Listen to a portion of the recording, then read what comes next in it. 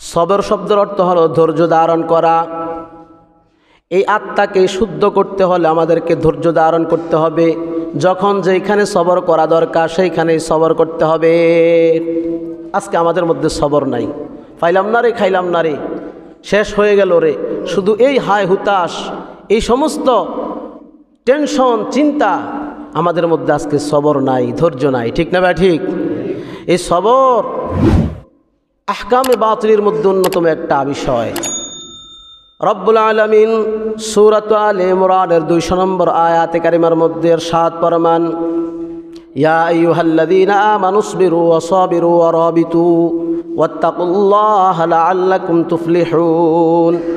হে ঈমানদারগণ, তোমরা ধৈর্য ধারণ করো এবং ধৈর্যের প্রতিযোগিতা করো, যুদ্ধের জন্য প্রস্তুত হও এবং আল্লাহ তাআলাকে ভয় করো যাতে তোমরা সফল কাম হতে পারো। আল্লাহ তাআলা বলতেছেন, কি বলতেছেন? ইয়া আইয়ুহাল্লাযীনা আমানুসবিরু ওয়া সাবিরু ওয়া রাবিতু ওয়াত্তাকুল্লাহা লাআল্লাকুম তুফলিহুন। হে ঈমানদারগণ, তোমরা ধৈর্য ধারণ করো এবং ধৈর্যের জন্য প্রতিযোগিতা করো এবং যুদ্ধের জন্য প্রস্তুত হও এবং আল্লাহকে ভয় করো যাতে তোমরা সফল কাম হতে পারো। সুবহানাল্লাহ। তো বোঝা গেল সফলতা ধৈর্যের মধ্যে। সফলতা কোথায় বলেন? আরো সবাই বলেন না, সফলতা কোথায়? সবরের মধ্যে। সফলতা কোথায়? আরো জোরে বলেন, সফলতা কোথায়? সবরের মধ্যে। এজন্য আমাদেরকে সবর করতে হবে, ধৈর্য ধারণ করতে হবে।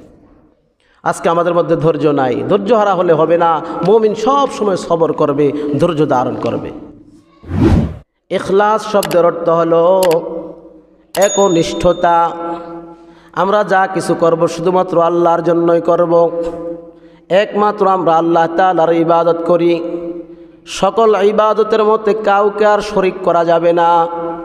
অর্থাৎ মানুষকে দেখানোর জন্য কোনো আমল করা যাবে না, মানুষকে দেখানোর জন্য নামাজ পড়া যাবে না, মানুষকে দেখানোর জন্য দান সদকা করা যাবে না। সব কিছুই করতে হবে নির্ভেজালভাবে, একনিষ্ঠভাবে একমাত্র আল্লাহর জন্য।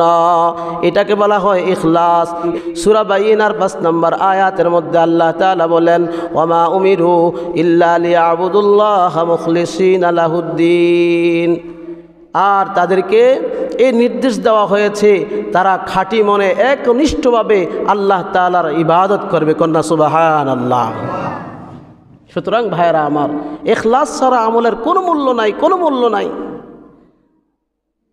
আল্লাহ তাআলা বলতেছেন তাদেরকে তো এই নির্দেশই দেওয়া হয়েছে যে একনিষ্ঠভাবে একমাত্র আল্লাহর জন্যই ইবাদত করবে।